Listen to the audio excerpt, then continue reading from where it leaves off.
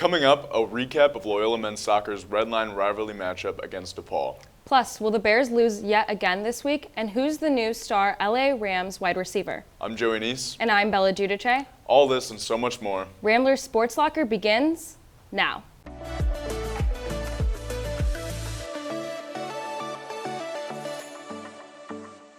Welcome back to another episode of Rambler Sports Locker. Another week has passed, which means the Bears have added yet another notch on the loss column, and this Sunday they take on the reigning Super Bowl champions. The Bears will have a tough task ahead of them as they get ready to take on the reigning Super Bowl champs. Patrick Mahomes and the Chiefs are 1-1, while Justin Fields and the Bears have dropped 2 straight. The Chiefs are heading into this game with 5 injuries on their depth chart, but they remain favorites to win the game. Hopefully the Bears can pull through in that one. Now with the inside scoop on all things Rambler Sports, we go to reporter Caroline Lyngen with the Rambler Rundown. What's going on, Rambler fans? I'm Caroline Lyngen, and I wanted to give you a quick little rundown of all Loyola sports scores from the last week.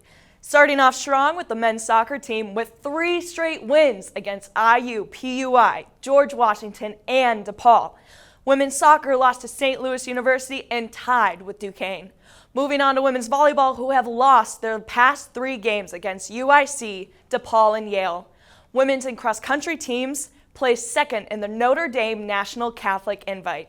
Men's golf placed 11th out of 13 teams in the River Run Collegiate National Invitational. And women's golf placed 4th of the 13 teams in the Brittany Kelly Classic Invitational.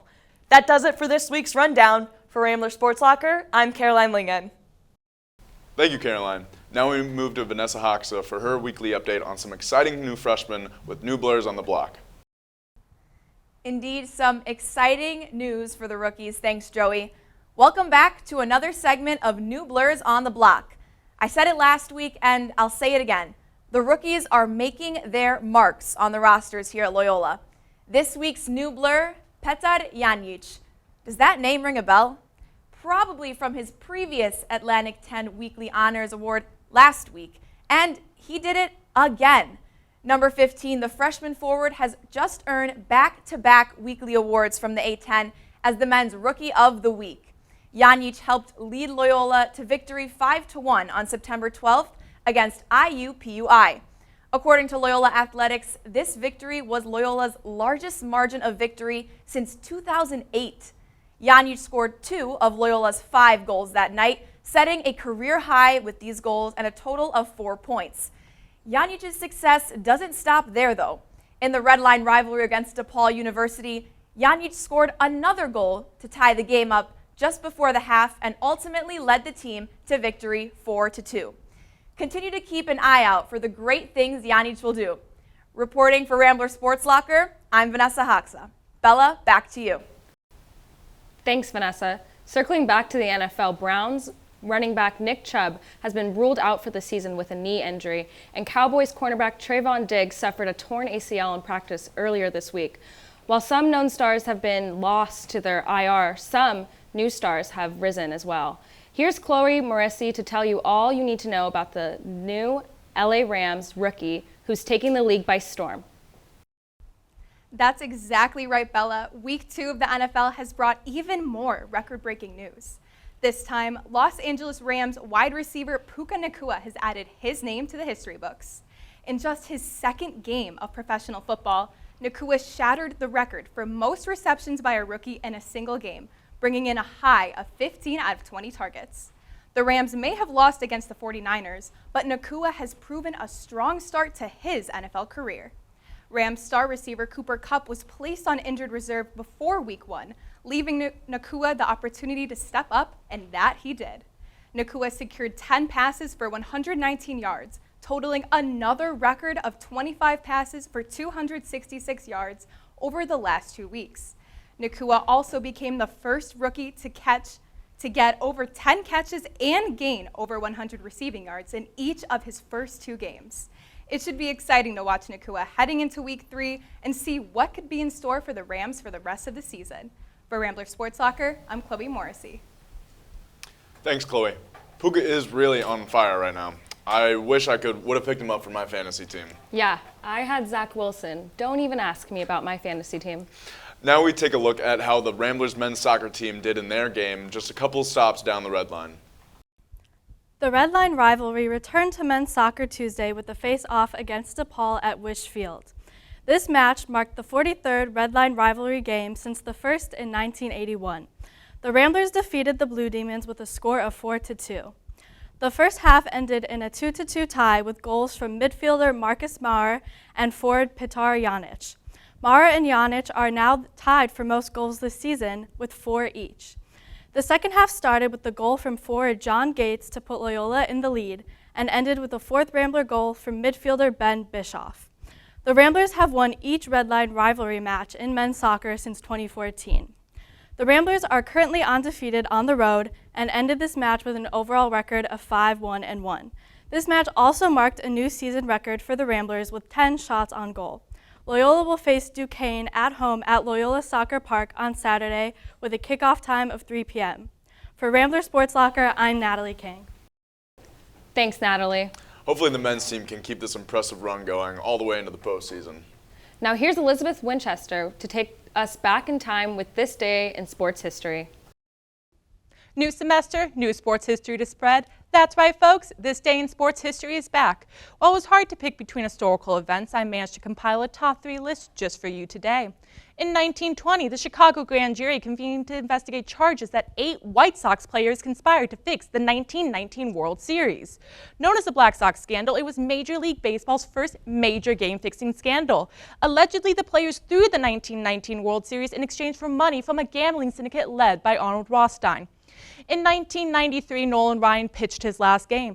Ryan is a former MLB pitcher and sports executive. Over the course of a 27-year playing career in the major leagues, Ryan pitched for the New York Mets, California Angels, Houston Astros, and the Texas Rangers.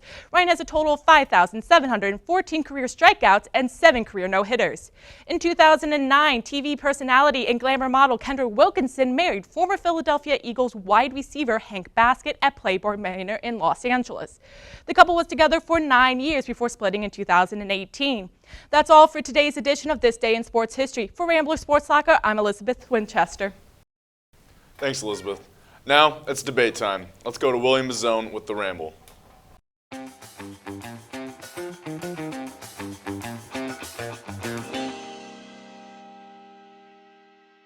Thanks, Bella and Joey, and welcome all to another edition of The Ramble. I'm your host, William Bazzone. Last week, there were some big changes in the NBA. Joining me to talk about them is Josh Lee and Ethan Beltran. Commissioner Adam Silver has created a new player participation policy, or PPP, with rules that have raised a few eyebrows. Unless they are determined to be injured, teams with quote-unquote star players must have at least one available for all games. And you might be asking, what constitutes a player being a star? That would be anyone who's made an all-star or an all-NBA team in the last 3 seasons. Teams must also ensure these stars are available to play in all nationally televised and in-season tournament games.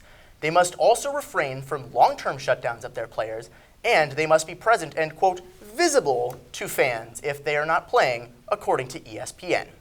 Should a team violate any of these rules, they'll be subjected to some steep fines. $100,000 for the first violation, $250,000 for the second, and $1.25 million for a third. Any offense past the third will see an additional $1 million fine tacked on. But with not every team having a star and plenty of other players that fans would consider stars, are these PPP rules unfair to the game as a whole? So, Ethan, I think you've got some pretty strong opinions on this. We'll start with you. What are you feeling on this? You know, the league seems to be making these players play, and I don't really like that. I think that when you make players play, it leaves them more susceptible to injury, and then they're not going to be able to play in these big games.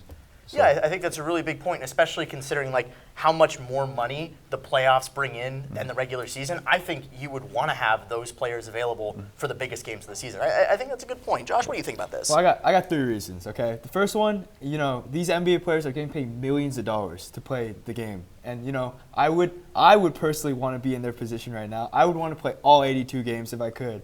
And so, like, for them to, you know, be, you know, only playing, you know, 40, 50 games a season, they're getting paid $20, $30, $40 million just to do that. And I have a stat, you know, the NHL, they play exactly 82 games too. Right. And so they have 51 players last year that played all 82 games. Well, compared to the NBA, only 10 NBA players played all 82 games. Yeah, I think that's a really interesting point. I think there's kind of a different element of toughness to the sport, right? I mean, you see guys in the NHL, they're putting their bodies on the line every game. I mean, sure, the NBA, you're more susceptible to knee injuries, and I think that's why they're trying to, like, rest their players, so to speak. Like, I think last year there was the case in Washington, I think with Bradley Beal, right? Like, he had knee soreness and they shut him down. Because they shut him down for 10 games, like, that would now be, like, able to be investigated by the NBA, which I think is really crazy. But, like, speaking of stars and other things like that, like, what about Victor Wembanyama, right? Like, are they going to give him this, like, special treatment because he's like supposed to be a star, or like why do you think that these rules, like, should they be more universal? Because I think the NBA had like 49 or 50 stars that they consider to be stars. But like Wemby, what about that? Yeah, I think there's like a fine line that they have to straddle. You know, like what defines a star? And you talked about at the beginning, you know, all-star, all-NBA, you know, an award winner or something like that. But I think like if they want to keep it consistent, I think they need to have a set rule where like at least two players from each team or something like that. Sure. Something that, like, you know, every team is involved. Because, you know, some teams, you know, like the young teams like the Rockets, the Spurs. Or the Warriors. The Warriors have 4 stars on their team. Exactly. I mean, technically they have 4 stars, but, you know, like. They have a lot of other players. You've got of course. Andrew Wiggins. You've got all these guys that are really contributing valuable minutes. And could they be considered stars? But, Ethan, I want to ask you one question now.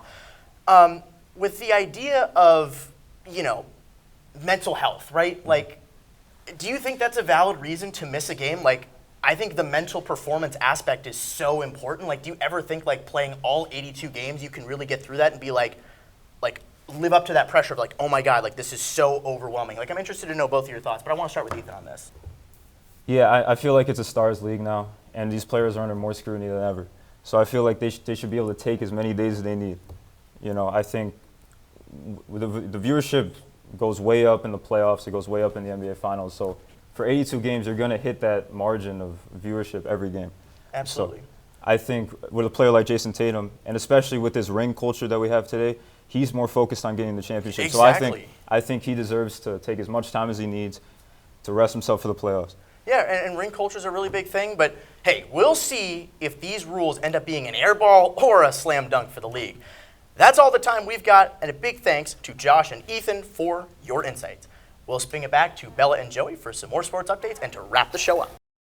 This new rest rule is surely going to change up the NBA this year. I can't wait to see how teams are going to play with it enforced. Yeah, that'll be interesting to watch.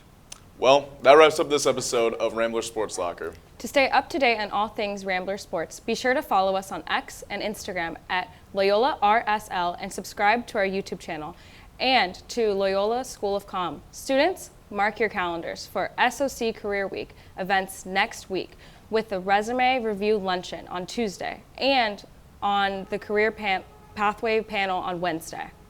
From all of us here at Rambler Sports Locker, I'm Joey Knese. And I'm Bella Giudice. We'll see you next week. And don't forget to turn off the lights.